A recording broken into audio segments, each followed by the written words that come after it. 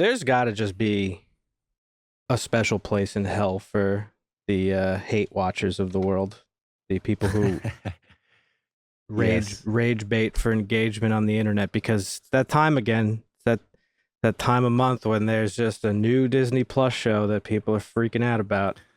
I was actually talking to Christina about this last night. Yeah. Yeah, I'm enjoying it. It's a great show, I think. Agatha, I haven't watched it yet. Yeah. I think, what did I don't remember. No, I didn't listen to Critical Drinker because he hadn't watched it yet. He talked about the trailer or something, but that guy is such a fucking clown, by the way. I can't believe you watch him, but go ahead. No, I don't. Like, if I want to see what the shit stirs on the right on YouTube are saying, I see, yes. I will watch what he has to say. It's him and like Nerdrotic or one of them. They're like the two big ones. Yeah. But the complaint is like, nobody wanted this, which nobody really did. I mean, it kind of got popular during COVID. That's true. WandaVision came out and Agatha All Along. It was a popular song. Mm-hmm. And they're like, we can capitalize on this. And it allowed them to, like we said, go down a route of witchcraft and dark sorcery and all that stuff that Marvel hasn't gone down. So it's a different take. Totally. And, I complain, it's a bunch of old lady witches. And, the only guy in the story is a gay, effeminate dude. And that, I was like, you're talking about a guy that's hanging around with a bunch of witches. Like, a dude hanging around a bunch of women is either going to be trying to have sex with those women, or he's just hanging out with them because he likes their company, but he's not going to be, that's the type of guy who would hang out with those witches. So I'm like, go in real life and go to a witch coven or a bunch of old ladies or something. There's going to be a couple gay guys hanging around, chat it up with them. I don't know, man. I didn't really get into it too much. I just sort of saw a few things on Twitter and I was just like, I clicked off immediately because I'm just like, whatever, I'm going to watch it and I don't care what anybody has to say. It's good. I like it so far. Yeah. But I hope all these fucking shit stirs get put on a bus and sent to like a fucking labor camp or something. Just get them out. What the hell are we supposed to use, man? Harsh language?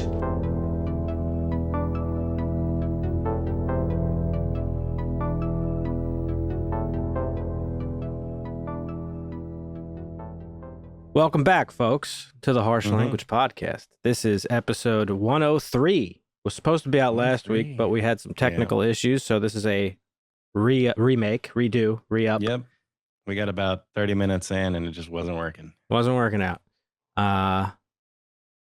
Hope everybody had a good 2 weeks. Before we get going, don't forget, if you enjoy the show, consider subscribing to us. If you have not done so already, we really appreciate it. It helps us out.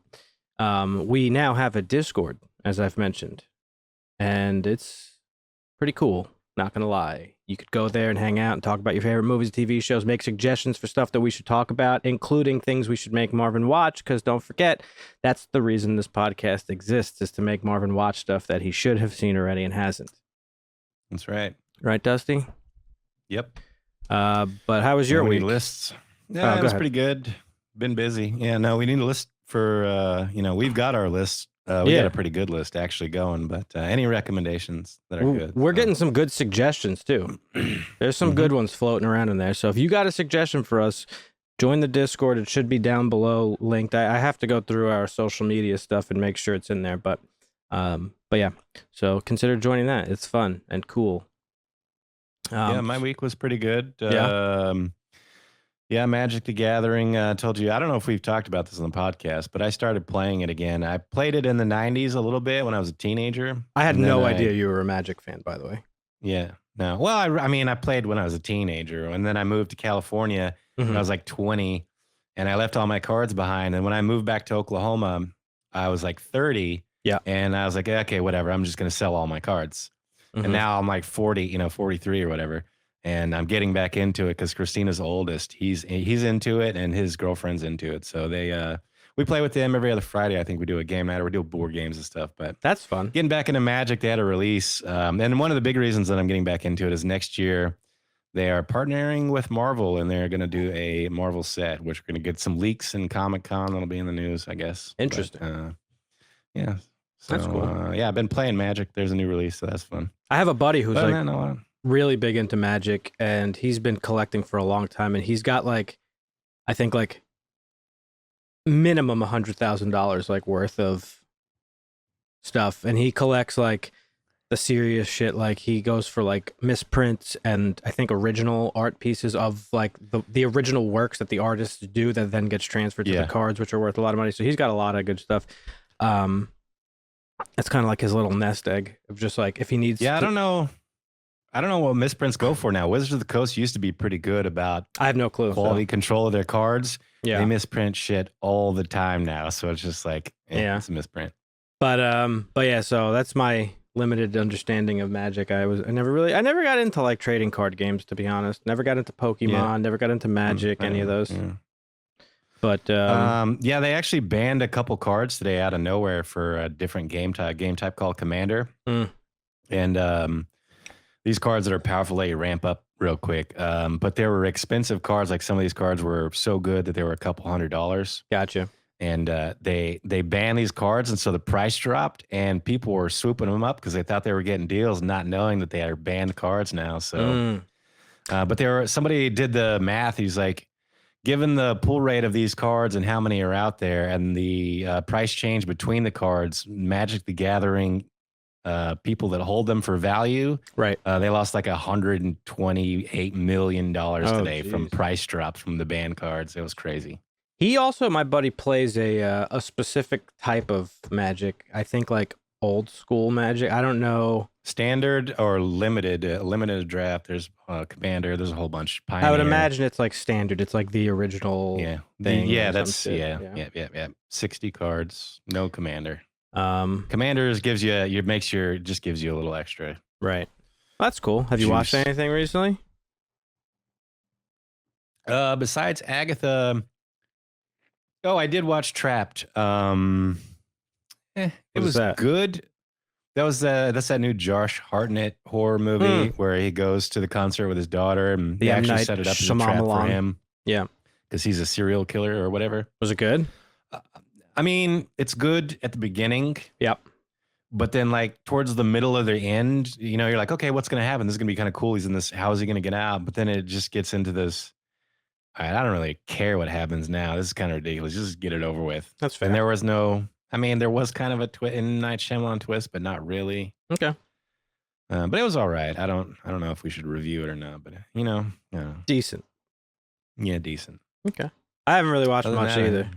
Yeah. Waiting for stuff to come out. I'm kind of just like, I'm gonna watch Agatha. I just haven't gotten around to it. I was probably gonna just wait for it to build up a little bit, but you know me, I don't really care for the week-to-week bullshit, but I kind of just, like I said, I tuned out to Agatha. It's glad to hear you saying it's pretty decent because you don't necessarily like too much of like the recent shows, so that's a pretty good sign. Yeah, I mean, well, the thing, hopefully it doesn't, because WandaVision was good because it started out so different, and you thought it was going to be a different type of show, but then it slowly turned into the Marvel formula of, we got to send in, the whole goon squad of government officials to lock everything down. And I liked it. I like Secret Wars almost. Like it's just, no, WandaVision was better in that sense, but it started off unique and then kind of fell into the pattern of Marvel, where this feels like they can't really do that. They're going to have to go a different route with it. Well, I actually felt that show, WandaVision, saved itself going down that route because it like came back around to what the show was originally about, which is Wanda like sort of dealing with, her loss, so to speak. Yeah. Losses, grief. Multiple losses. Yeah. Because that's what it is. It's just a show about grief. So I thought that was cool. Another show that I haven't watched yet that I'm surprised you haven't checked out, the first episode of Penguin dropped and people are fucking stark raving mad over it. Have you watched it or no? I have not started that yet. No. Our very own Marvin, who is in the process of moving, who can't be with us here today and probably not on the next episode either, but he said he broke his silence during the move and messaged us and says that the first episode was fire. Yep. Direct quote from Marvin himself. Yeah. But I've heard that around the internet that it is good and that Penguin is very, very good. I've heard that what's her name? The person what is her name? She's playing hang on, let me look it up. Kristen Milioti, I think if I pronounced it correctly, she's playing Sophia Falcone. So I assume, again, haven't watched it, don't know the premise, don't know the plot, other than that there's like a power vacuum. I assume she's vying for power. I'm assuming she's going against Penguin to sort of take over her father's empire or whatever. Yeah, because Carmine's dead. Yeah. Yeah. So, and I heard she's like a destroyer. I heard she like crushes it and has like a really commanding screen presence, which is cool. I like her. I've seen her in a couple of things. She was in a really good episode of Black Mirror. She was in Fargo.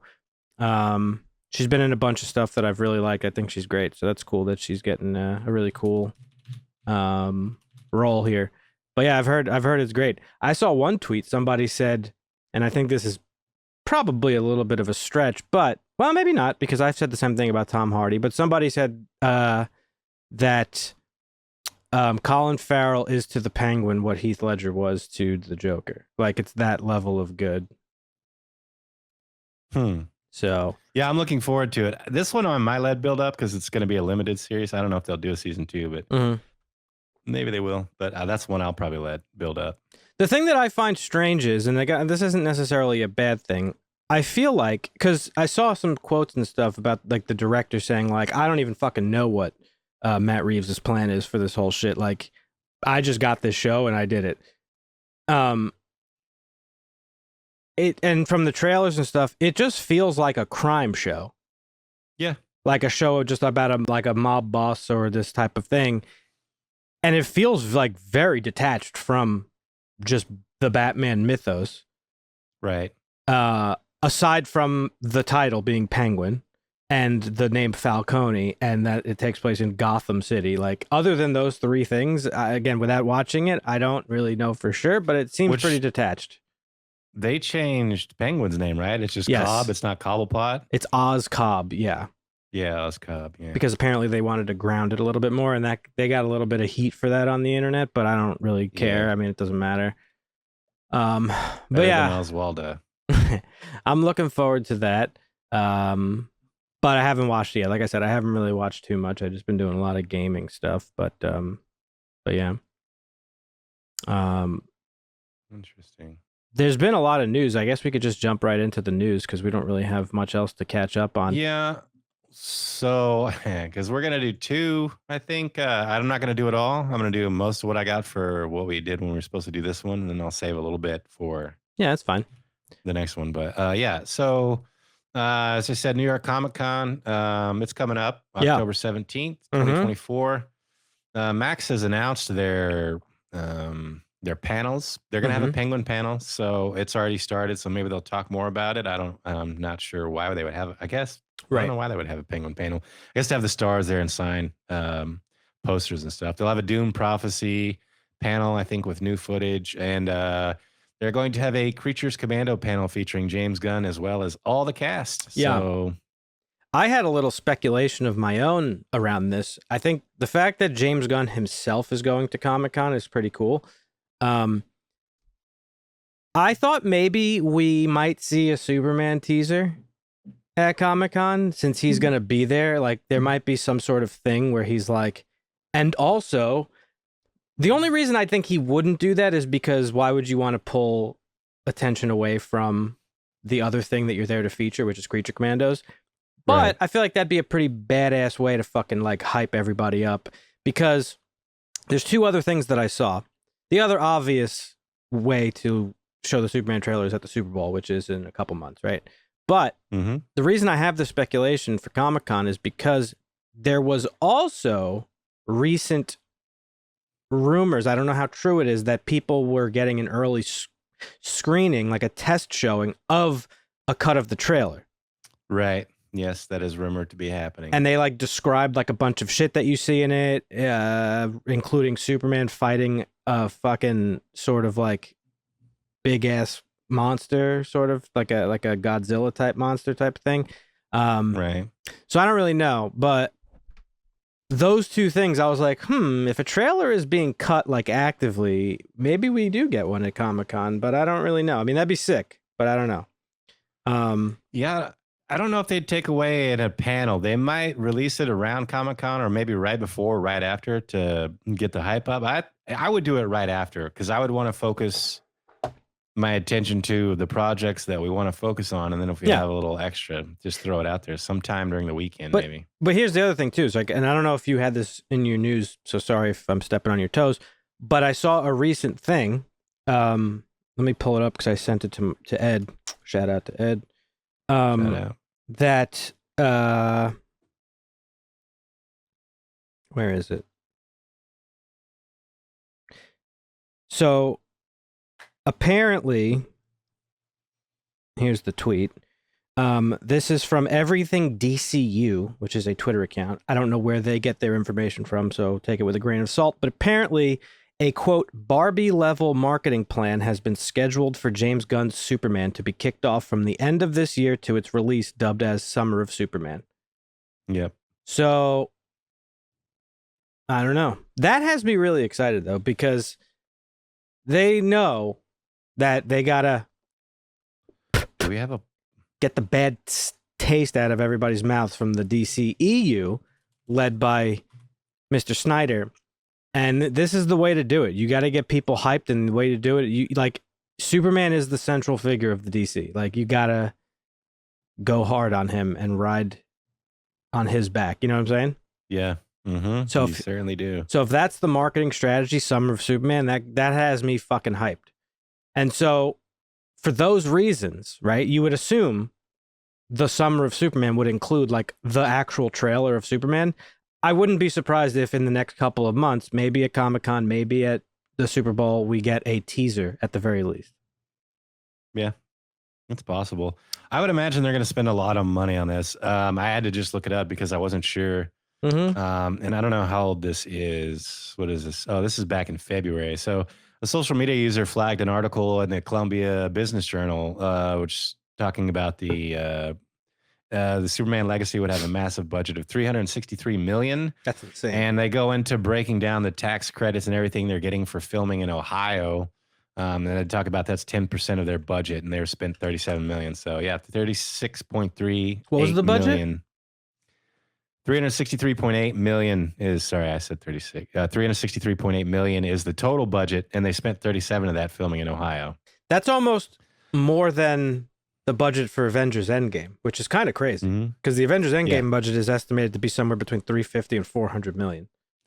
But I wouldn't be surprised if they spend another 40 million in like advertising campaigns just to blow it up and spend 400 million on it, because if you do it right, I mean, this could be a $2 billion movie. I mean, it's Superman. What are we at? We're at, we've got Inside Out 2 is at 1.6 billion, and Deadpool and Wolverine is at 1.3 billion. Those are the only $1 billion makers this year. Despicable Me 4 is 948, so it got close, but this is a $1 billion movie, so I think you can go big with this. If it's good, it's a $1 billion movie.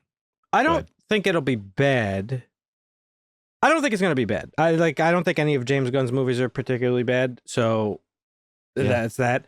What I want to will it be Superman? That's what's most important to me. And I think that's what's most important to comic book fans coming off of the heels of what we've gotten over the last bunch of years. There's also a lot of fucking support for Superman and Lois, on the internet. Like people everybody who watches that show loves that fucking show. And because it's true to the character, I think that's what comic book fans want. And I think general audiences, it's Superman. They know they're just going to go to the theater. They don't give a fuck about DC and this, that, and everything. So yes, I think a marketing campaign will be huge. Too. So that's cool. I'm excited about that. Before you move on, I just wanted to mention a couple things we talked about when we tried to record. There's a couple of other DC rumors that I was pretty interested in and excited about. One of which is Jeff Snyder. He's apparently like an insider. You know the name. Yeah, we talk about him all the time. Yeah, he apparently heard a rumor that Drew Goddard is in talks to direct a DC film, perhaps maybe The Authority, which I think is kind of exciting. And if you're not familiar with Drew Goddard, I know you are, but to anybody who isn't, he's done films like The Cabin in the Woods, Bad Times at the El Royale, which he produced that, which I had recently made you and Marvin watch, if you remember, the movie in the hotel. He directed that as well. He directed Cabin in the Woods. But he has production credits on I think Daredevil. Yeah, he created the Daredevil series. Fucking what am I saying? So he was like the lead on like all those Netflix Marvel shows. So he like knows his stuff. I think that could be cool if true. Yeah, that could be cool. So that was fun. And then one of the other pieces of news involving DC, which made me go from 6 to midnight, baby. And that is that apparently the Constantine 2, the script is done. It's finished. And we've got a quote. It's been read by now, I'm sure. Yeah. But when this came out, the quote was, it's in my inbox right now. Funny enough, I'm too scared to read it. I want it to be good so bad. I'll probably read it in the next few days when I get on an airplane. Lorenzo Di Bonaventura, who was a producer on the original film. Yep. He's a huge name in Hollywood. He's been around. The Di Bonaventura name has been around Hollywood forever. Yeah. That's very exciting. And I'm glad that the people involved are like so adamant about bringing it back because like we've talked about, Constantine is one of, if not the best pre-MCU comic book movies. Obviously, the MCU like sort of changed the game when it comes to comic book movies, but there was once a time when we weren't eating that great, like we talked about with Deadpool. Yeah. Deadpool like honored a lot of those movies. This is one of them. It was honestly, if you had to break it down like pre-MCU, the two best movies in my mind are like Constantine and probably like Blade 2. Like Blade 2 is incredible. Yeah. The first Blade's good too, but Blade 2 is like specifically very, very good. So I don't know. I'm excited. I've always loved the Constantine movie. Yep. And it's like I said, I've seen everything. There's not enough Constantine stuff out there. There's a couple of animated movies. I think there's an animated short, and then there's the TV series and the movie. The TV series was so good. I don't, because you know me, I don't like WB, and I think it was a WB show, right? CW or WB. One of those. Let's see, Constantine show. It would have been okay, so it was probably CW via WB because it's obviously DC. So NBC. Okay. But either way, I hate network television. I always talk about it. But this show was good. One day I watched the Constantine movie, and I think I was like, I need more Constantine. And I think it might have been you or Ed who was like, the show is actually not too bad. It's good. And I watched it, and I binge watched it, and then it fucking ended on this crazy cliffhanger, and they canceled it. And I was like, you got to be joking me. But it was like a really good show. And the appearance of the female version of Constantine in the Sandman show on Netflix, that episode was amazing. Yeah. And so that just speaks to how good of a character John Constantine is, and that Hellblazer like comic book is. We need more Constantine in our lives, people. Like we need it. And he's great. Another thing about the movie is that it happens to be probably the best appearance we've ever gotten on screen of the devil. Peter Stormare's portrayal of Satan or Lucifer or whatever you want to call him in that movie is amazing. How he's just like so playful and like, the only soul I'd come up here to collect myself. It's just a good movie. Oh, who was it? Yes. Gabriel Byrne did a pretty good rendition in End of Days with Arnold Schwarzenegger. Yeah, that was good too, actually. That's the only one I can really think of that would come close to what you're talking. It's pretty good portrayal. Yeah, I agree. I mean, of course, Al Pacino and like The Devil's Advocate. Okay, fine, but this one is like, this stands out to me. But yeah. Anyhow, what else do you got in terms of news for us, Dusty? All right. Well, we talked about this. I guess and it's changed. So yeah, Marvel and no. According to the Hollywood Reporter, Brolin received an official offer to star in Lanterns near the end of August. However, he has decided to pass on it. Oh yeah, we got that was the news last week, and we got an update. Yes, our boy Kyle Chandler has accepted the role. He's been in a lot of stuff, some football movies and some drama shows and movies. He's a pretty good actor. I'm a big fan of this pick. I think it's going to be a good one. He's going to do a good job. So, right. Yeah, looking forward to that one. And then for not so good news for you, Marvel and Sony.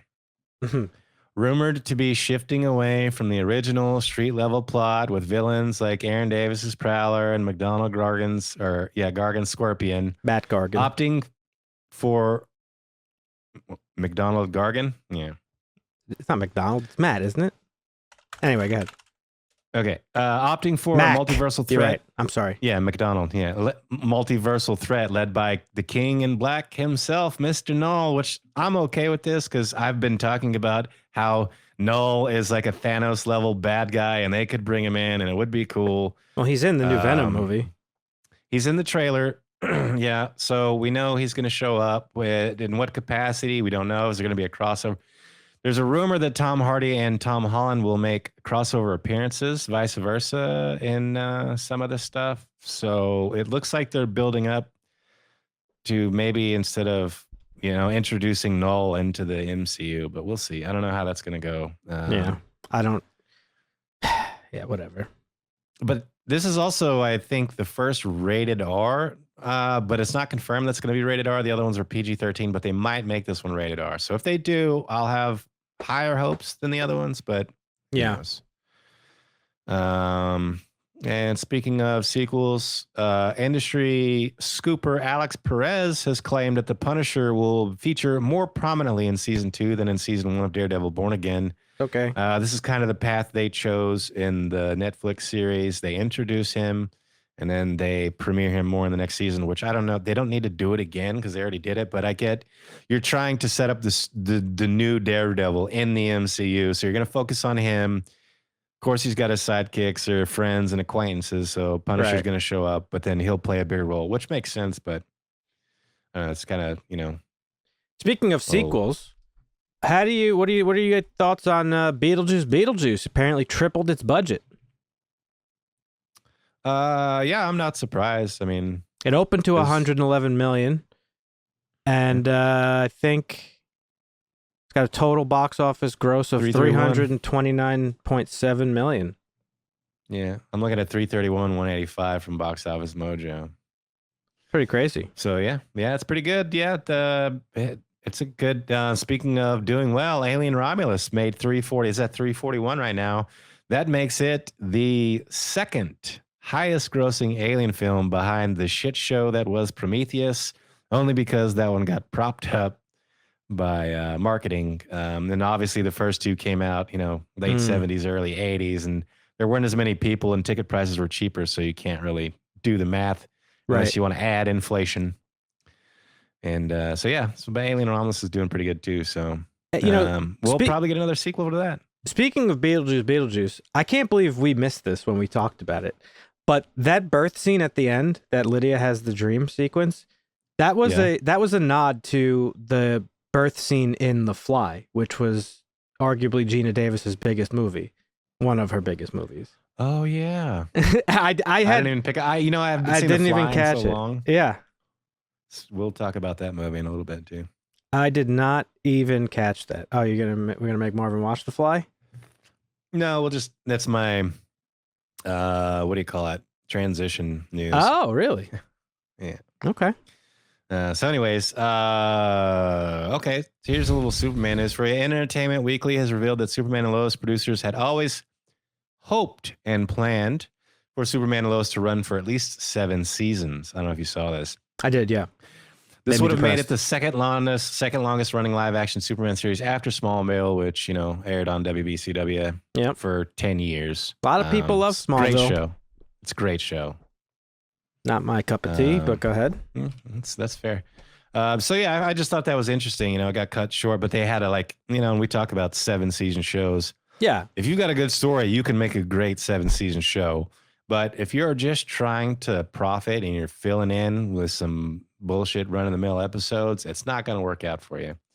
And it's wild that Superman or Smallville got away with it because that was on, like I said, CW, and that was 24, 30 episodes a season. They were just pumping out content. Because that's what TV was back then. We've talked about this a lot. Is that was the formula. You do fucking, 20, 30 episode seasons. The X-Files was like that. A show that I love.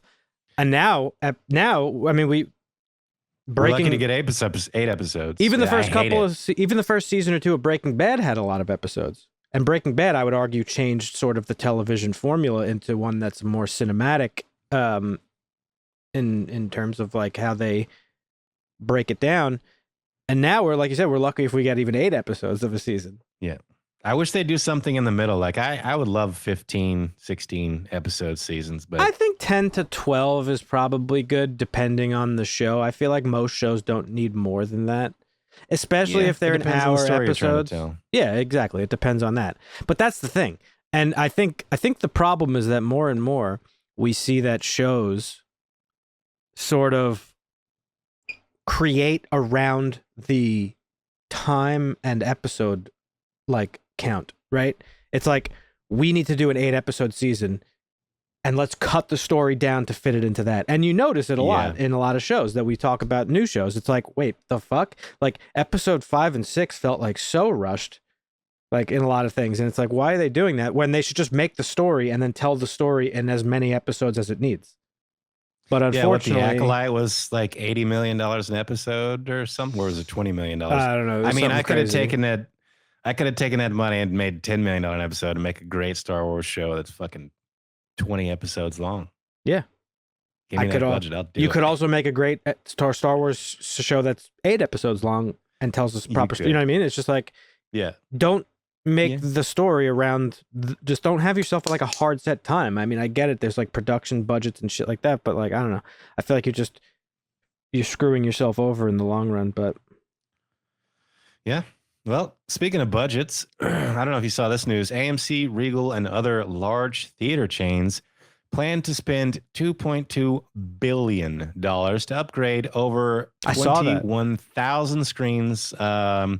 This includes sound, projection, seating, and dining experiences, all being upgraded. Some and theaters will add pickleball, zip lines, and bowling alleys. That's actually really cool, honestly, because I was thinking about this. I messaged my buddies about it, who I go to the movies with a lot. I actually did it because my buddy George, who he's always like, you guys want to play pickleball? I'm like, bro, no, I don't want to fucking tear my ACL. I'm fucking almost 40. But anyhow. Old people can play pickleball. You'll be all right, Dave.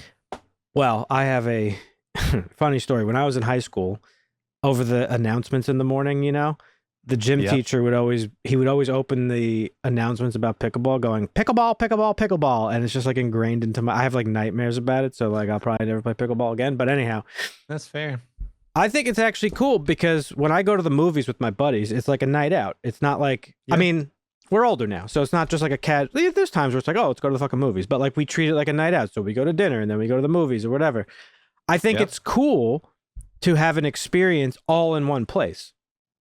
Yeah. You know, especially at a time when, what do we talk about for the past fucking 5-6 years since COVID, 4 or 5 years, is that the theater experience, like movie theaters are dying. Well, why are they dying? Because we have all this digital shit. We have access to everything. Movies go to theaters and then they're on streaming 2 days later. No, who wants to go out to see that when they can see it from the comfort of their own home? And like, yes, there are certain things the theater experience delivers you, like better sound, better video, and it's just it's a cool, more immersive experience for sure. But I feel like a lot of general moviegoers don't really care about that stuff. So they'd rather just do it in the comfort of their own home. However, I myself, and I think a lot of people, would pay a little bit extra if they're given an entire experience, like a night out. If you could go to one place and eat good food and maybe fucking play some games in like an arcade or bowl for a little bit while you're waiting for a movie to start, and then you go sit down and watch a movie, I think that's dope. Yeah. I mean, it's interesting because I could also see scenarios where like you're splitting the family up. You know, dad's like, we got to take the kids to go see, you know, Kung Fu Panda 4. So I'll invite the guys. We're going to hang out at the bowling alley while the ladies take the kids into the movie theater and watch them. And so we'll be over here. Is that a bad thing, though? I don't think it's a bad thing. Not necessarily. Because it's still like a whole... It could be. I mean, but it depends. It's relative to the situation. You know, mom could be upset because she has to watch all the kids while dad's getting drunk at the bowling alley. But I'm just thinking, you know, it goes both ways. But absolutely, I think it's a great idea. I'm glad they're upgrading their facilities, and I'll be interested to see what they do around here because they got no room to add zip lines and bowling alleys to my movie theater. Yeah, zip lines is crazy. I'm wondering about how much it's going to cost, though, right? Because you go see a movie in IMAX now, it's like $40 on its own. So now, what are you going to charge? Like, we're going to spend $200 for a night out. But I mean, you do it anyway if you go out to dinner and a movie and this and that. It's like, so, you know, it's the convenience of having it all in one place. You know, I think, but we'll see. All right. You know what would be cool, and I had read about this a couple years back. I guess it never amounted to anything, but I had thought that like Netflix. Remember when Netflix like bought the movie chain, the theater chain? Am I making this up? And they had planned to like have like sounds Netflix vaguely familiar. viewing in a theater. Yes. I don't know. I thought I had I feel like I remember that, but I could just be making it up. But anyhow, what other they own news you two got for theaters, us? one in New York and one in Los Angeles, which you use for movie premieres and special events. Got it. So they never expanded upon it. Maybe they thought about it, but it wasn't worth it. The juice that's probably actually wasn't pretty worth the smart thing. squeeze. Yeah, no. Well, movie theaters, they lose money on bringing in movies. They make their money on selling you a $20 bucket of popcorn that costs 50 cents to produce. Yeah, it's all like very expensive, you know. Yeah. Okay. So we got Matt Reeves. We talked about the Batman epic crime saga, and you talked a little bit about the Penguin. Yeah. He did talk about how timelines have shifted a little with the addition of the Penguin. His original idea, I think, was to make a Batman trilogy, and somebody came to him and said, you should make a whole bunch of other movies. Like everything you do needs to be big feature length stuff. But I think he was like, well, with the Penguin, I think we could do this as a series. It would be its own series. And we talked about, you as somebody asked you what they should watch before they watch the Penguin. Who My you were aunt. talking to? Your aunt was talking, yeah. And you were like, yeah, the Batman is the only one you need to watch. Well, he talked about that. He says it stands on its own. Yeah. It lives on its own. The Batman 2 will live on its own, but it will be deepened if you watch the other one. So you can watch the Batman, never watch any of the other stuff. You could watch the Penguin, never watch any of the stuff. You could watch the Batman 2 and never watch the Batman, is what he says, and it still stands on its own. Yeah, I think, like I said earlier, I think that's a little silly, like the Batman 2. I agree. Go watch the Batman. Yeah. But I guess if it stands on its own. I don't know. I mean, I can't like express my disinterest in this project as like, I'm sure the Penguin's good, but I just don't care really about it. I'm gonna watch it, but I also don't care. It's not something I'm really like super excited about. And I don't know. It's just like I mentioned this last week, but like I think the world needs to kind of get over this obsession with making grounded comic book movies.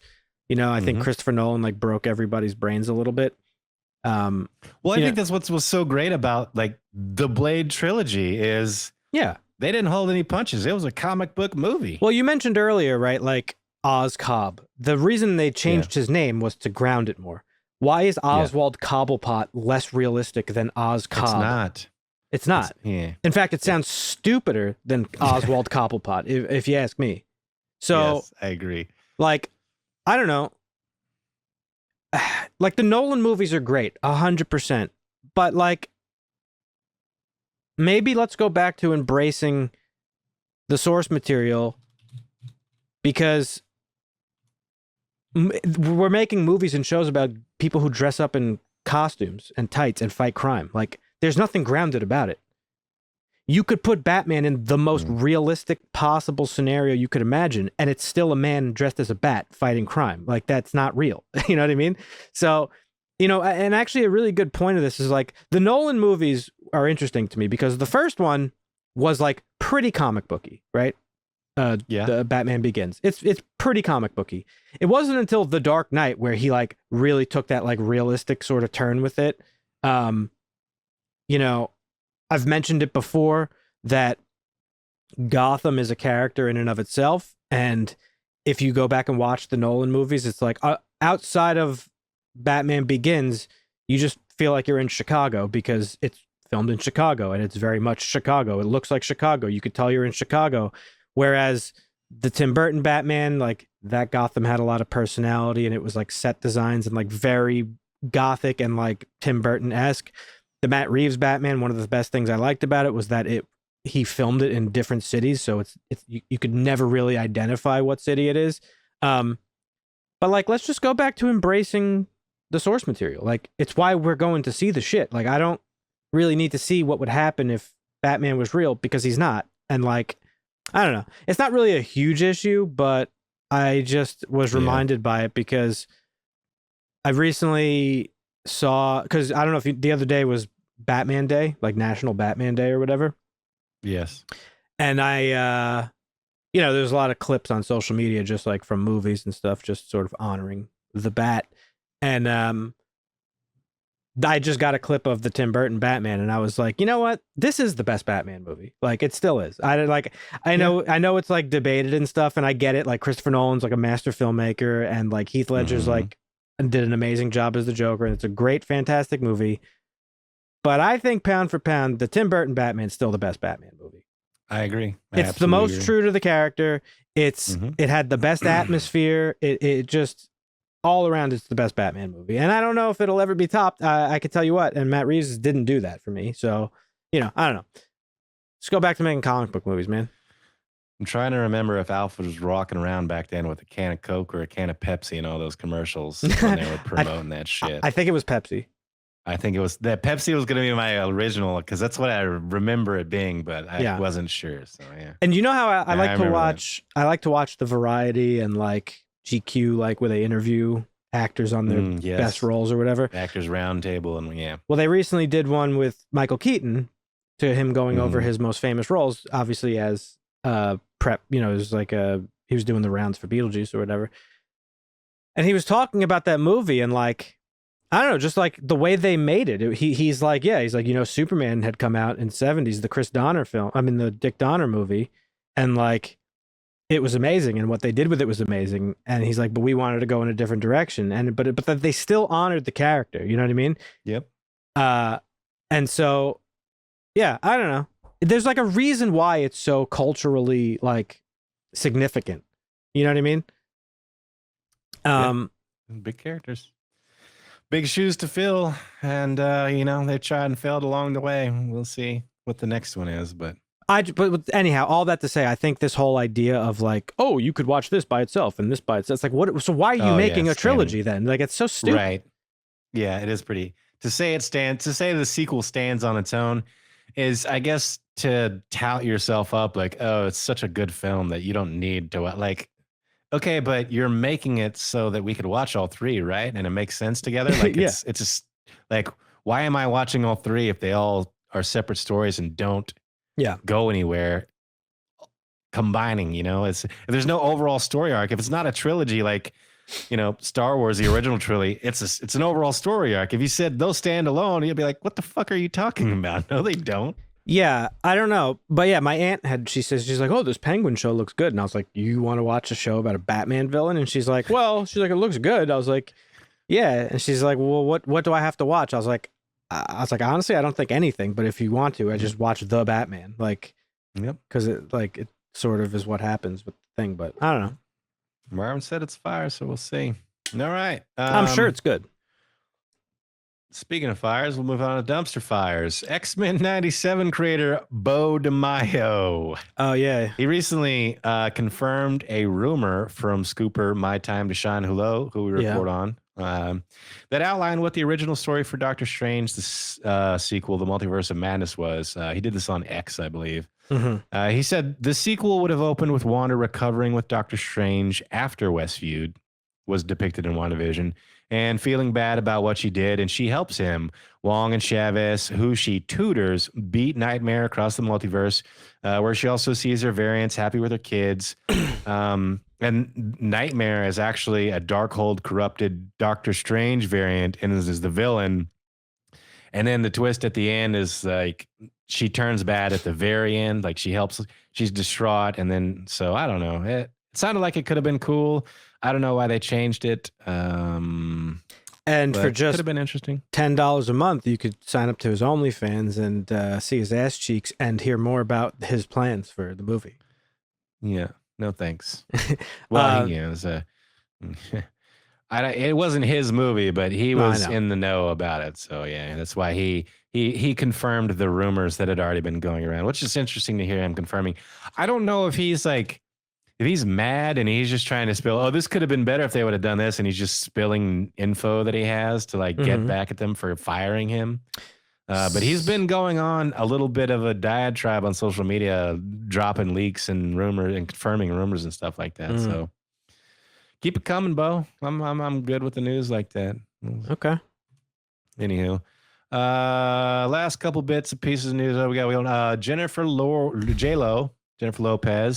and our boy Roy Kent, Mr. Brett Goldstein, will co-star in a new rom-com called Office Romance on Netflix, according to Deadline. That's big. I love me some rom-coms. We got a new rom-com coming up. It's J-Lo and Brett Goldstein, so I'm looking forward to this one. He's so funny. He's hilarious. He's also a very funny writer and comedian. I didn't know that. Like he does stand-up. He does stand-up. Oh, okay. So interesting. I'm gonna have to go look it up now. Yeah, so maybe we get an actual fucking good rom-com. That'd be sick. That would be. Hey, we got a couple of trailers we could talk about real quick. What'd you think of the trailer for the Thunderbolts that came out today? I actually haven't watched that one yet. I don't know if I want to. I think it looks it looks okay. I mean, it doesn't look bad. I'll say that. Yeah, no, I'm not hype for any of the Marvel movies per se. I'm just going in I'm not hoping to be pleasantly surprised more than anything. It feels like we're in a period of time with Marvel where they're kind of just like, all right, we're rolling out the things that we had planned. We know we fucked up. We'll get back on track. We promise. But just like, here's a couple of things real quick that we already But even then they aren't. Like, they're holding on to Ironheart. That thing should have been released years ago and it's done. Where the fuck is that? They showed the trailer for it. It looked good. Well, they didn't show it. They didn't release it. I watched the bootleg version of it. Yeah. Oh, okay. Yeah, but it's been done for a long time and they haven't released it. Yeah, I don't know. So anyhow, they're probably reworking some stuff. But the Thunderbolts trailer was not bad. It looked good. I think the movie looks good. Yeah. It's not at all the Thunderbolts from the comic books though. Like, which has me confused as to why they titled it Thunderbolts, because in the comic books this is a team of like bad Avengers basically put together by Thaddeus Thunderbolt Ross, given his name, the Thunderbolts. It's his team. This is not that. This isn't even like Suicide Squad, which I thought it was going to be. It's not. This is from what I gathered from the trailer. This is like they are all individually being set up for something, and they decide to work together to clear their names. Yeah. So yeah, it feels like, was it Julia Louis-Dreyfus? She's the one that's trying to round them all up. Is that? I don't know if she is rounding them up or framing them or what, but she is involved. Yes. What's her? She's got some word Constantine. Yeah, something like that. Yeah, she's got a super long weird name, so I just Julia Lewis. Yeah, no, I got But yeah, I don't know. It'll be interesting. I don't, we'll have to wait and see. Maybe I'll watch it and I'll talk about it next week after I'm done. You posted or when we do the next video. Yeah. But I when I see video links, I just immediately share them in the Discord now. I don't necessarily watch them all. Well, I was curious. You posted in the Discord about the Gladiator Part 2 trailer. Did you watch that one? Because I didn't. I did watch that one. Yeah, because I wanted to see.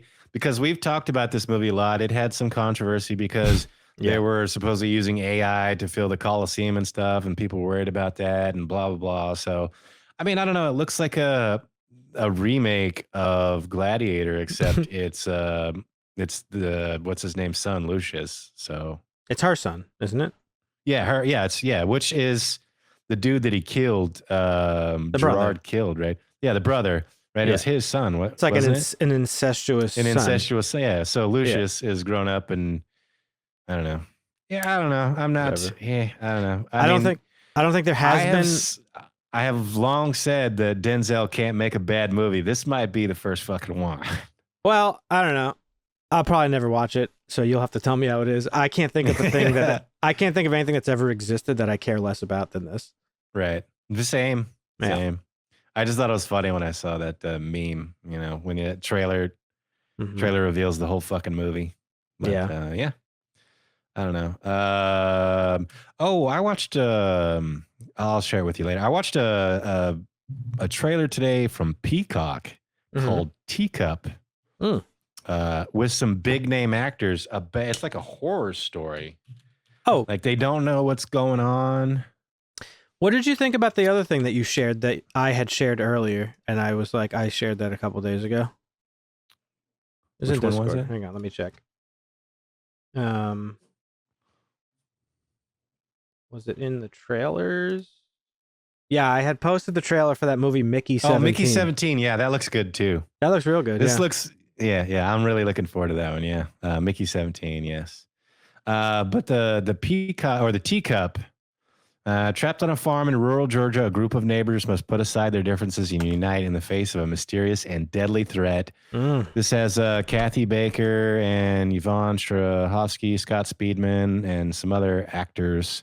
It looks like an interesting, suspenseful, scary type story, but it's on Peacock, so That's who cool. knows Peacock if it's does gonna be some any good. Peacock has had some cool stuff. So yeah, and then I guess the last piece of news I have is Viggo Mortensen.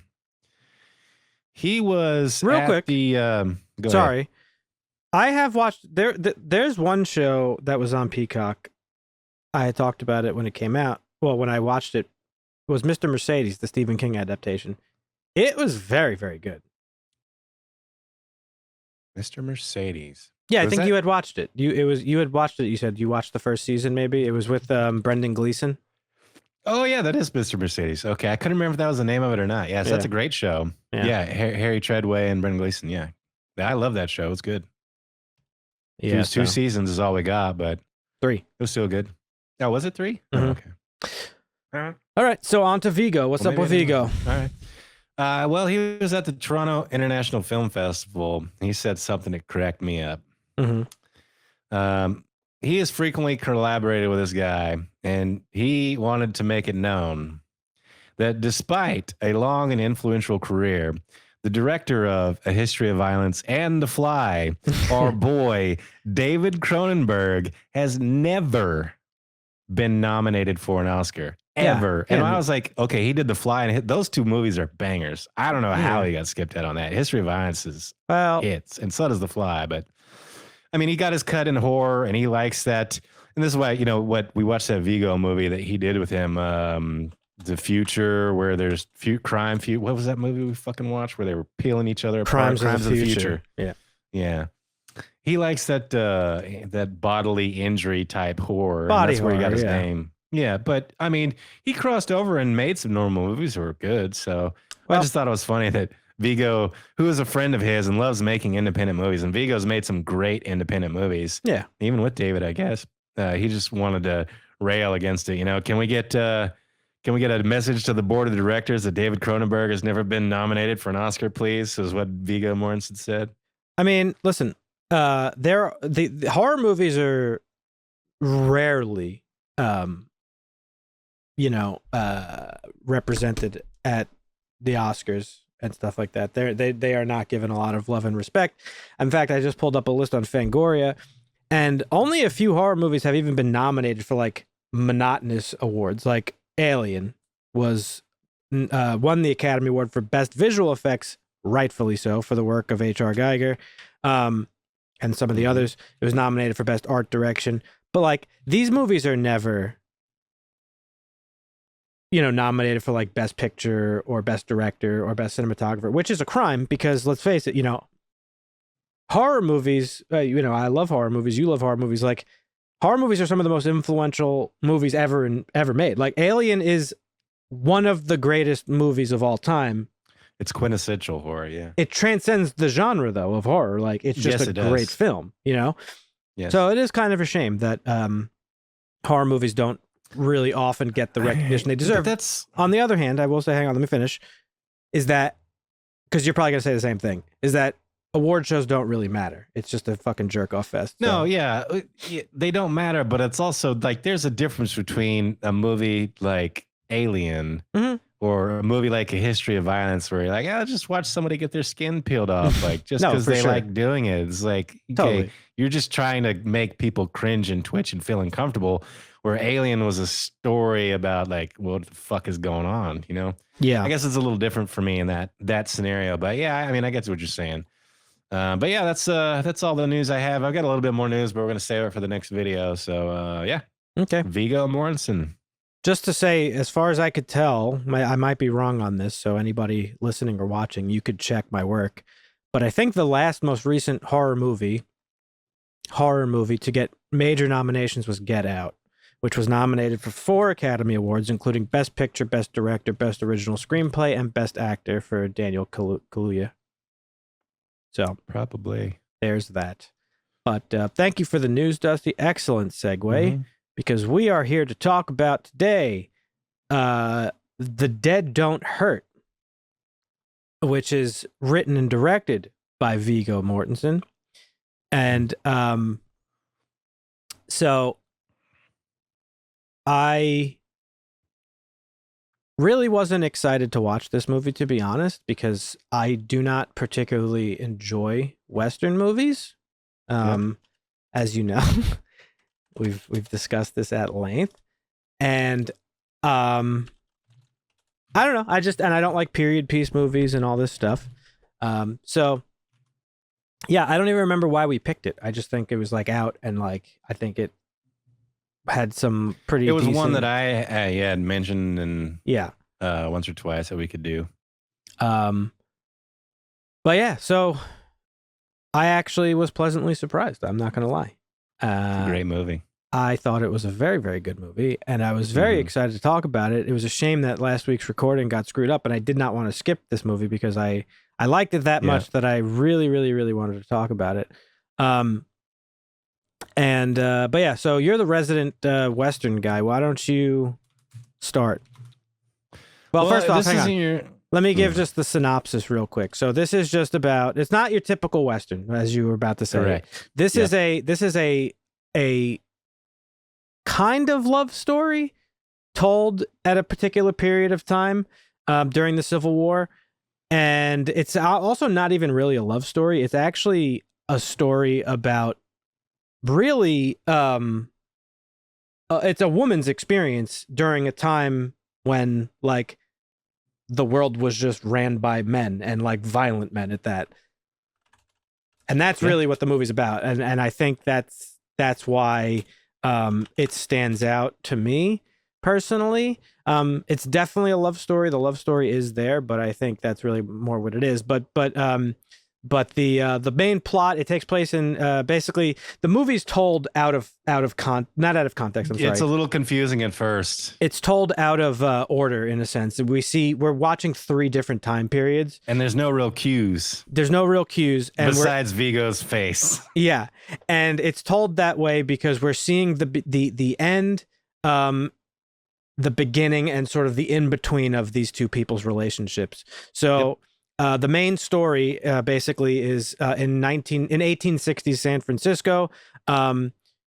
She is French Canadian, Vivian Lecoudi. She's being like aggressively pursued by this rich Irish art collector, and to escape his attention, she basically falls in love with a Danish immigrant carpenter, Holger Olsen, which is Viggo, and she goes to live with him in his remote cabin in northern Nevada, and then basically out of nowhere, he's just like, I want to go fight in the Civil War. He has some like war history from back home, and he's just like, I want to go see what the war is all about, so I'm gonna go do that, and I hope you're here when I get back. And she's like, well, what the fuck? Like, we just started this whole thing, and that's pretty much like the main premise of the plot, and it's her experience while he's sort of away at war. But yeah, you are the resident Western guy, so what'd you think?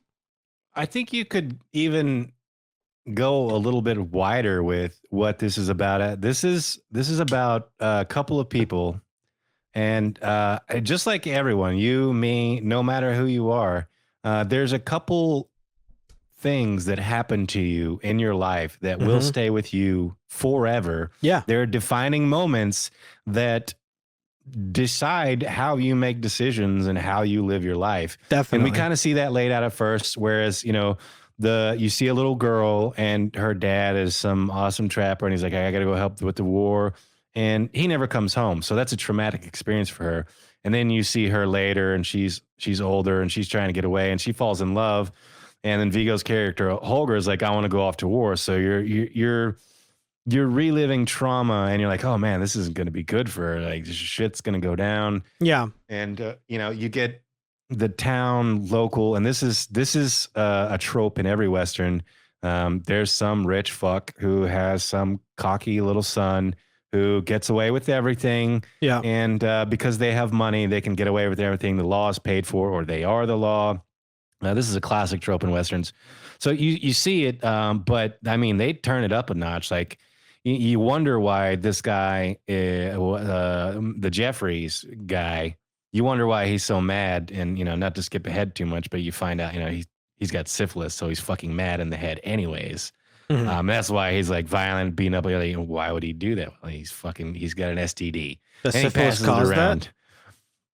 For people to go mad, yeah. Oh, I didn't actually know that. Crazy, yeah.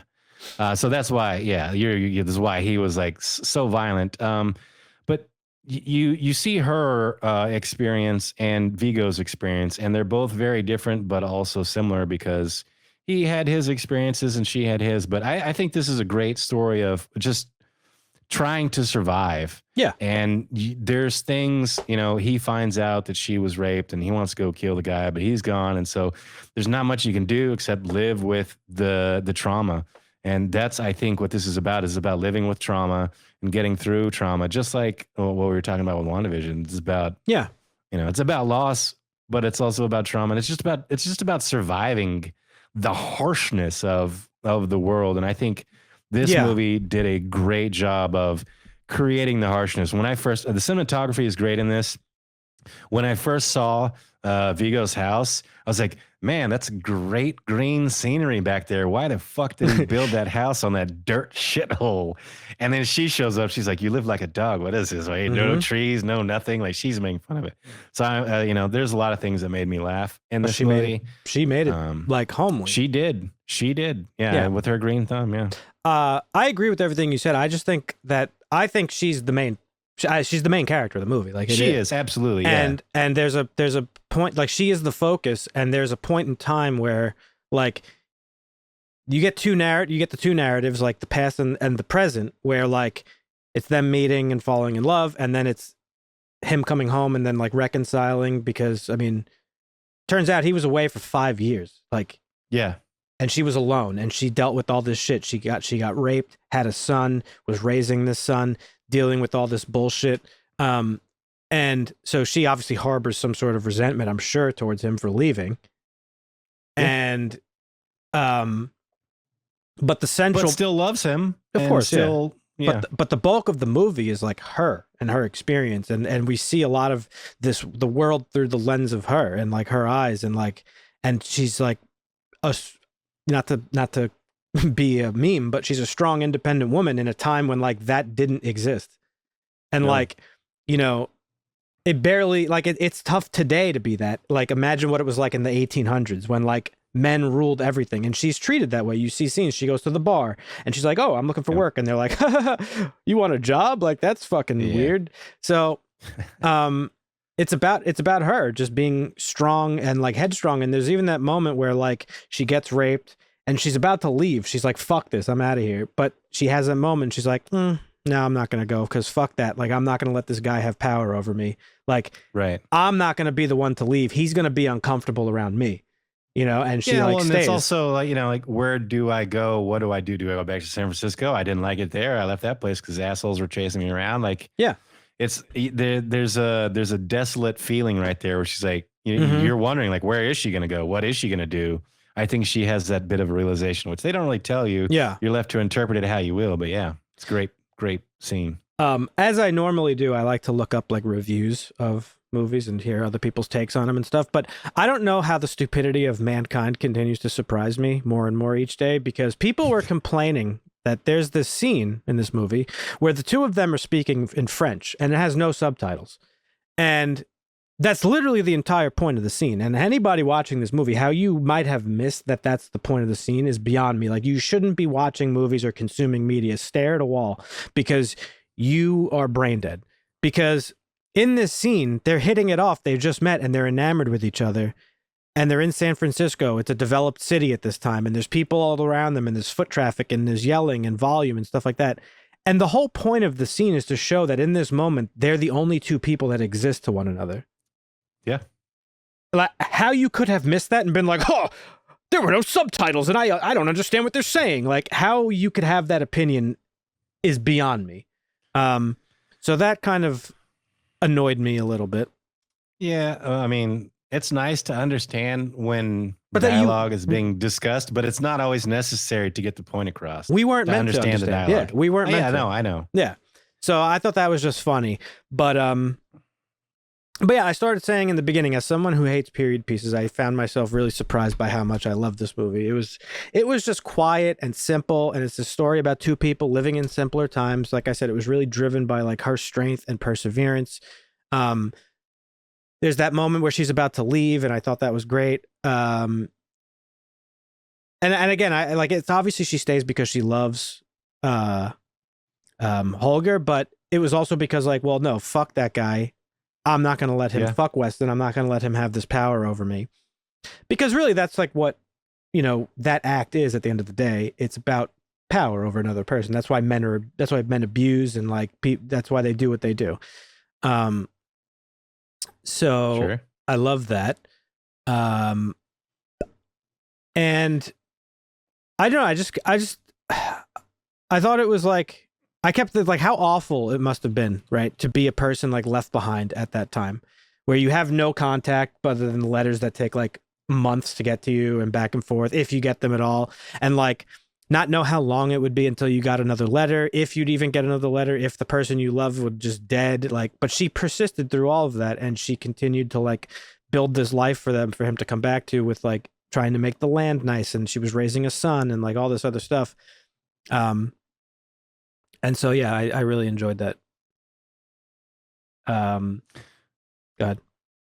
I was just going to say, Vigo, it says in the trivia down at the bottom on IMDb, I didn't know this. He did not intend to act in this film. He just wanted to write and direct it. But the actor who had originally been cast left to work on a different project. And so Vicky Krieps suggested he take the role, and he did. And I think he nailed it. He did a great job, but Vigo's a pretty good actor. So yeah, well, he actually did everything. He wrote, directed, and he composed the score. Yeah. Aside from acting in it, he plays Holger Olsen, one of our main characters. Vicky Krieps, you just mentioned, she plays the other main character, Vivian Lacuti. We've got an actor by the name of Solly McLeod who plays Weston, the bad guy. I thought this was Seth Rogen in makeup and hair. I was like, what the fuck? It looked a lot like him. And then that could be his brother. Yeah. Garrett Dillahunt plays like the local, basically plays Weston's father, who's like this just rich, like property owner guy who kind of owns this small town. He plays banger Alfred of Jeffries. a cast, by the way. Yeah. We got our boy Danny Houston, however you pronounce it, as Danny Rudolph Houston. Schiller. He's the town mayor. And the local barkeep, played by Earl Brown, which is Alan Kendall, the barkeep. But yeah, the cast was great. Everybody was really, really good in this movie. And you even had Ray McKinnon in there as Judge Blagden in the beginning. Like, he's a great character. Yeah, this actually it felt a little bit like a love letter of a movie, right? And I think Vigo said as much in interviews. I watched a couple with him after the fact, and it's just so obvious that he loves like these films, and he said how he feels like they've kind of like lost, because there's a point in history. I'm not a huge Western guy. The extent of my Western knowledge really comes from my grandfather, because he used to watch them like on cool down all the time. But like he really loved those like John Wayne era Western movies. But there was a time before John Wayne. John Wayne kind of changed the genre a little bit, like those films where they became more about like action and shooting and cowboys and Indians and like all that shit. But the before time, they were like this. They were like just slower films about things. Yeah. Oh my gosh. Howard Hawks and John Ford. The 99-year-old director that was in Westerns. Oh my God. Clint Eastwood. Yes. He's Good, the Bad, and the Ugly. The Man with No Name series were a lot grittier. But yeah. But I'm saying so there was a point in time where Westerns just they were like the action movies of the time, right? Yeah. But before that, in like the 40s and 50s, I feel like they were more like this, and they were more like cinema, where the films of Howard Hawks and Howard Hawks, guess who was hugely influenced by him? John Carpenter. That's why you watch Halloween. It's like a slow move. Nothing happens in Halloween. You're just seeing things play out. Like that's very much like Howard Hawks. John Ford, who we recently talked about, not recent, but when we watched what was the Steven Spielberg movie, The Fabelmans? Remember he meets John Ford at the end, played by Yep. What's his name? It was funny scene. But these are those are the directors that this movie reminded me of, like those old westerns, like the time before westerns became like action movies. Yeah, they Hollywoodized them a little bit in the era of Kirk Douglas, or not Kirk Douglas, but his Kirk Douglas, because Michael right. Douglas' son. Yeah, Kirk Douglas and John Wayne. They Hollywoodized it a little bit. But even then, John Wayne era, like The Searchers, is a gritty, western as well. So yeah, so I don't know. I just really appreciated that like you could feel that it was like that type of movie. Yeah, absolutely. And so, which he's been in a few himself. So he knows, like he's in Hidalgo, which is a great period piece about him and his horse, long distance horse racing. And, he was in, Young Guns too. Yeah. He was in that. And a couple other, but Vigo. I like, he's a big fan of not doing big block. I mean, he used to, but he's a big fan now of like, he's always loved his smaller indie films. Indie, yes, just character-driven, story-driven indie films that he can like lose himself into. And I've always liked that about him because some of those movies are amazing. Like I said, History of Violence, I think, is a great movie. It is. I might have to put that on a Make Marvin watch. I don't know if he's ever seen it or not. We might have to. It's a great movie. So I mean, and then Lord of the Rings, that's a period piece for him, I guess. I guess it kind of is, yeah. Which, there's a funny little Easter egg in this movie. I don't know if you caught it, but the knight in shining armor that we see a few times. Oh, right. I actually totally forgot about the knight until you just mentioned it. So it's been a week since I watched the movie. There's some little glimpses of this fantasy of her as a little girl, and we started watching it, and Christina was like, I thought we were watching a Western. What is he doing in knight's armor? I was like, hold on. I've never seen this either. I don't know. Yeah. So we get some glimpses of this knight in shining armor that she keeps seeing as a child. And it's, of course, like representative of like her finding like her person, right? Who's going to like save her from like the evil of this world. And so Vigo wanted a sword made, and he couldn't really get one right that he really liked, and he has the sword from Lord of the Rings, Aragorn's sword, Anduril, and he called Peter Jackson, and he was like, hey, could I just use this? And Peter Jackson was like, yeah, I don't give a shit, you just got to ask the studio. And he called the studio, and they were like, yeah, if it's in it for just like a couple minutes, it's not a big deal. And so the sword that the knight in this movie has is Anduril from Lord of the Rings. Yeah, that's awesome. And I totally noticed it immediately. That. I was like, huh? So I wasn't even paying attention. Yeah. That was pretty dope. But yeah, I don't know. I liked everything about this movie. I mean, I had one little gripe, and I think I kind of came around that I don't have that opinion anymore, but I will say it anyway because I thought it while I was watching it. I thought they could have fleshed out Vigo's character a little bit more, because really all you know about him is that he's Danish. He fought in a war for Denmark, and when he came home from that war, his wife left him.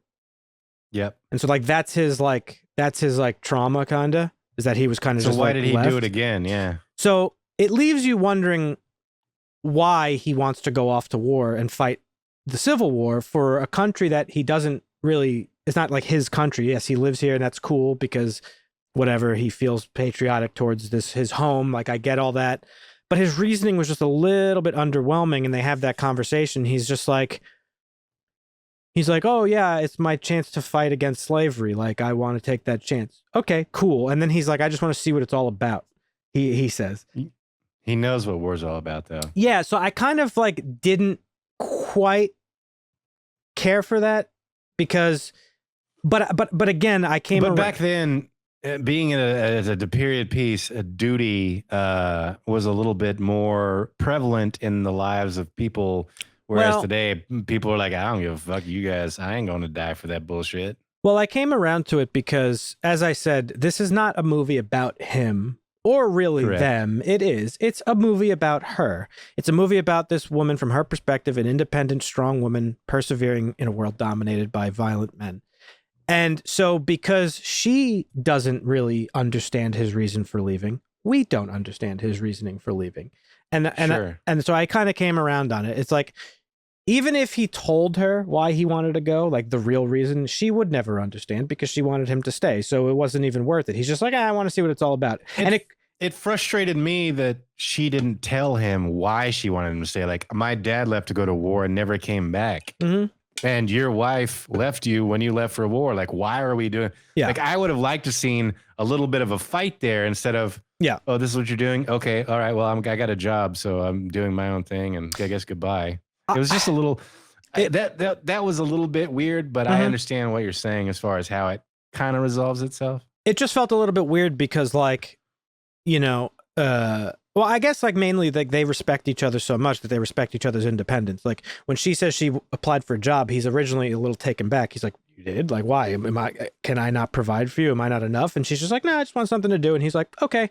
Like, they respect each other's independence so much that like she lets him go off to war for whatever fucking reason he wants to, and he lets her do kind of whatever she wants. So I don't know. I understood why. I think it was a little bit, maybe a little sloppy, the reasoning behind it, but whatever. But it did lead to a incredible piece of dialogue in this movie that I thought made the entire fucking movie. It made me cry. I thought it was amazing. I've been thinking about it for a week straight since I watched the movie. And when he comes home from war, remember he's been gone for 5 years. She says, "How was your war?"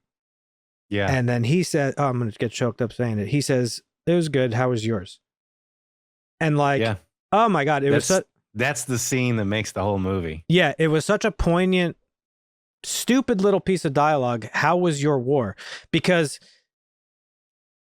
it's not just like, I guess that's life. That's why I said it's an overall. It's about the traumatic and the defining moments that you have in your life, because life is a war. Every one of us is fighting a war to live. Even though it's easier for us now than it was for them back then, we're still fighting a war. Yeah. So, but the way she said very it, on the nose. It wasn't how was the war. It was how was your war. Yes. And very specific. And that's when I came around on the whole, like, they didn't explain why he wanted to go, because it doesn't matter.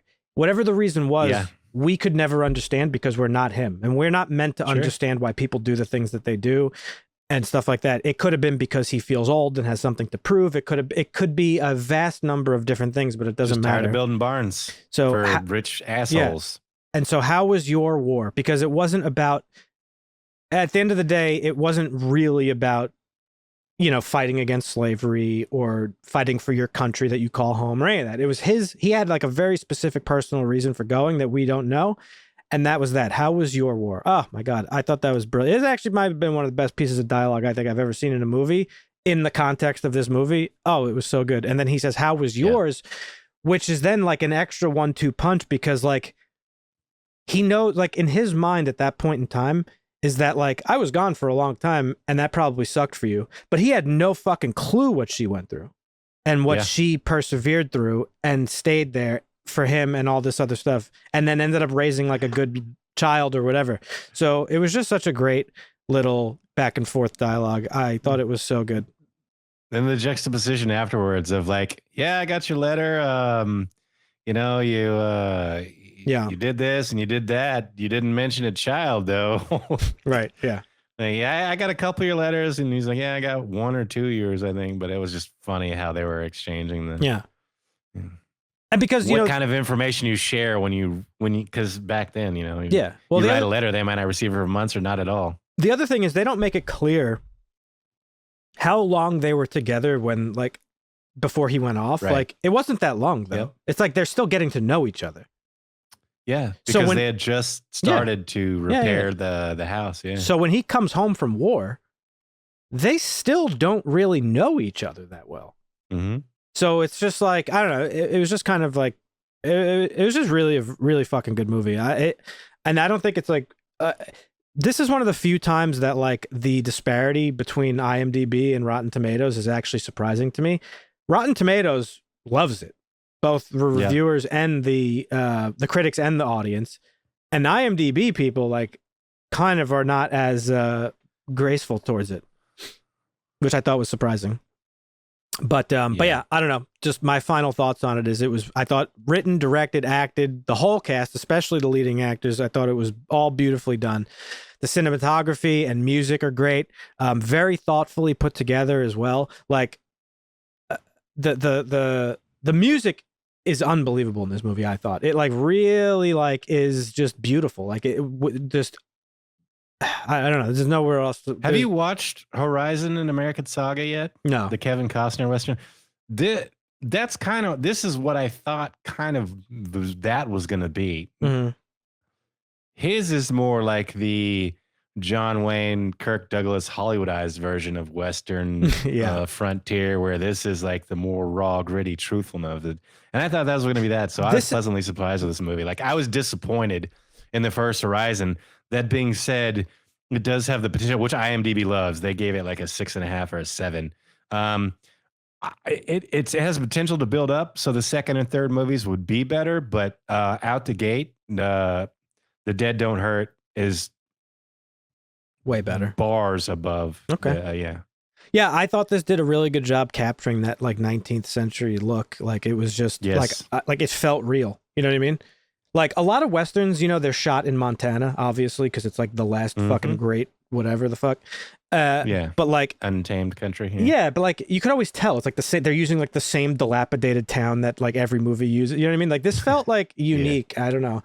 I don't know where it was filmed. I didn't even look it up. I didn't want to like ruin the illusion for myself, but it just felt very real. And I'm glad. And Vigo has a movie prior to this, which I haven't seen, which now I want to watch. That he wrote and directed. That was what is it called? It's called Falling, which I haven't seen. I think it's got like pretty decent like reviews, but from what I saw, like people said this is like a step up in the right direction for him. So that's really cool. And yeah, I don't know. I just love the movie all around. I hope it's recognized for the great work that it is. It was just a beautiful movie. That's just the best way I could describe it in one word. It's just beautiful, like from the story, the dialogue, the shots, the music. And then it closes just staying on the ocean. Like he has this like beautiful conversation with not even his son, this kid that she raised, but he obviously it's his kid, you know? Not biologically, but whatever. And the kid's just like, oh, like, what is that? He's like, oh, that's the ocean. And he's like, well, what's on the other side of it? And he's like, another life or another world or something, whatever he says. And it was just, there's just something about it. And like the sound of the ocean and the sun setting and the beautiful score through the whole credits. And this was one of the rare occasions I have actually sat through the entire credits because it was just great. Nice. So loved everything about this movie. Do you have any final things you want to say? No, I don't think so. Like I said, this is Vigo nailed it. This is a great Western. I highly recommend it. We need to make Marvin watch this one. I'm sure he will. We get his comments on it when he's back, or not when he's back, but when he's wherever he's going to the East Coast. I don't know if he got around to watching it. Yeah, I don't know if he did or not. I hope he did, because it's definitely, and he likes Westerns. And I think he said it was grandma that loves Westerns, and that's and got him into stuff like that. But I definitely, not one you want to pass over. Yeah, definitely. If you want something to watch, this is highly recommended. Yeah, like you watch this if like this is a like, I won't say it's a must watch, but if you like movies in any capacity, like, fucking watch this movie 100%, because it is just very thoughtfully done. Like that's really like the key, I think, takeaway is that like everything in this movie is like very thoughtfully crafted. You know what I mean? Yeah. The only thing I would say is like that wasn't thoughtfully is you don't get, like I said, besides Vigo's face, you don't get a sense of what's going on.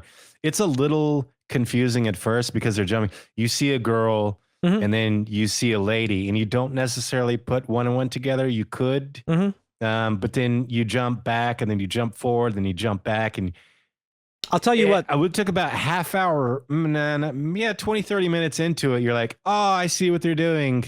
And now it all makes sense. So if you go in a little, you might be confused or bored, or just frustrated with it at the beginning. But if you stick with it, Yeah. it definitely has the payoff of, it is. It was definitely a interesting choice to present it that way. 20 years earlier, or they put the year down when they changed the scenes. They don't hold your hand with this. They make you figure that shit out. And I'm okay with that, but it can be a little bit frustrating for the casual viewer, is all I'll say. And I'll tell you what, for the majority of the movie, I didn't realize that the murders we see in the beginning from Weston, I didn't realize that was the same guy, because the beginning of the movie opens with him killing 2 Mexicans. Yep. Like Mexican workers or whatever who live in this town. And then they hang somebody else. Yeah, because the poor. I thought that was a Jeffries at first. When I was like, "Is that like the stutterer?" Because the way that, his dad, Jeffries' dad, was talking, I thought it was another son. I was like, this is his capable son, and he's trying to hide him from the law, so he's going to throw his maybe slow, retarded kid to the wolves because he's useless. But it's just the town cripple, I guess. He's just disabled in some way, but they had to clean up the murder because the kid Weston snaps, kills 2 Mexican people, and then they have to like clean it up and deal with it before the marshals come. Yeah. Well, another thing, because this is very real quick. This is very localized to this town. It's like a mayor and this corrupt businessman who basically owns the town. That's what I was going to say. And so this also highlights the corruption of power and money. Yeah. In even small towns, like, it's the size of our government, the power, corruption in the federal government, whatever. But when you break it down to like a town in the middle of nowhere, where it's like you got 2 guys that have money, they can basically control everything. They're in cahoots, and they kind of make a joke about it. He's like, "Man, you're just, whatever." And he's like, "Birds of a feather, my guy." He's like, "I'm just like you." I thought that was a great line in this movie too. Danny Huston said, "Birds of a feather." He's like, "I'm just like you, motherfucker. I'm trying to get mine. You're trying to get yours." But yeah, so basically like Weston kills these guys, and then they just like hang some random dude for it. And then they send Weston off to like go into like exile for a little bit until the marshals come and like figure everything out. And it took me like the majority of the movie to figure out like, oh, like that's what we watched in the beginning. Like and so, yes, I agree with you. They did set it like the way they presented it was a little bit, it's jarring at first. It is a little confusing. Yeah. But it's like, I don't know, it kind of adds because like. But if you pay attention, you pick it up and you're like, oh, I see. Yeah. But I feel like it's intentional because like, I may be wrong and I may just be like really overthinking it, but I feel like that was intentional. Like, I feel like I do too. I feel like it was told in a confusing manner because life, especially back then, is confusing. And the whole point of these 2 people falling in love and living in the cabin in the middle of nowhere, it was like the simplicity of it, like while everything else around them was chaotic. Because everything shot with them was pretty not confusing. It was all pretty much like you could tell, like, oh, they met in San Francisco. Like it's a totally different location. His beard, as you said, is like one of the visual. He had a mustache, then a beard, or he's clean shaven, then a mustache, then a beard, and then the kid is grown. And so like there are those things are very like easy to follow. It's just the other stuff surrounding it that's more confusing as the time periods change. And I feel like that might have been done purposefully. I could be wrong, but I don't know. I think it was. But yeah. Anyhow, possible. Love the movie, top to bottom. Yes. It has a 6.4 on IMDb. Definitely not high enough. I would give this is like, I think I won't give it a perfect 10 just because it is a little bit confusing, but I would give it a 9. Yeah, I'll give it an 8. Yeah, because 9's my highest. So I'll go. I'll definitely give it a bump from IMDb because that's an egregious ranking. They got it down there where you're like, it's barely watchable. They got a 6.2, 6.4? By my standards, I would not watch this movie. If I had just read the reviews for it, I wouldn't. Yeah. So, I mean, but Westerns are a bit like comedies or horrors in that the reviews don't necessarily reflect the quality of the content. It's just whether or not that particular person enjoyed it. Yeah. I just think it was a beautiful movie, really, at the end of the day. It's amazing. Yes. And I will gladly sit down and watch this one again in the future. I would watch this again, actually. Yeah, that's a measuring stick we often use, but I would. Yep. I would definitely watch this again for sure. In fact, I'll probably do it pretty soon so that I can oh yeah. It's like, cause I'll be able to pick a second watch through. You already know. Yeah. So you can pick up on other things, the little details you might have missed the first time. Your lady watched it with you? Yeah. We sat down and watched it together. She loved it too. Good. I'm glad you liked it and she liked it. Yep. Yeah, we got to make sure we got to see if Marvin actually ended up watching it. I'm curious what he would think about it. But yeah, so there you have it, folks. There's our thoughts on The Dead Don't Hurt. You could watch it. I think it's on Prime. If you wanted to check it out, highly recommend. Beautiful movie. Seth Rogen's twin is in it, so check it out. If you have seen it, let us know what you thought. Leave a comment down below. Leave a comment anyway on anything else we've talked about today. Comments really help with the powerful algorithm. Leave a like on the video. You know, all the stuff. If you're a returning customer, we appreciate it. Consider joining our Discord where you could join in on the stuff, make some recommendations and things like that. The link should be below. If it's your first time here and you enjoyed, consider subscribing and coming back for more. I think the next movie we're talking about is in theaters right now. We're watching the original version of, what is it called? Gotta look at the calendar here.